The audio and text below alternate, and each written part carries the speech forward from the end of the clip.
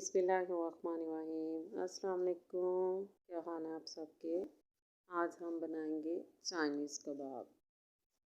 इसके लिए हमें चाहिए 3 अदद बॉयल आलू, आधा कप बॉयल चिकन, 1 अदद बारीक कटी हुई शिमला मिर्च, 1 अदद बारीक कटी हुई छोटी प्याज इसमें शामिल करें, 2 अदद गाजरें लें, उनको बारीक कश कर लें, भी इसमें शामिल कर दें। 1 अदद टमाटर, थोड़ा सा सब्ज़ धनिया और 2 सब्ज़ मिर्चें बारीक काट के वो भी शामिल कर दें।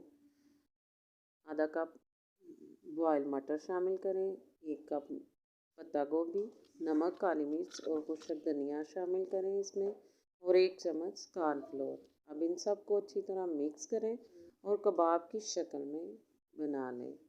अब इन कबाब को 1 अदद अच्छी तरह फेंटे हुए अंडे में डिप करें।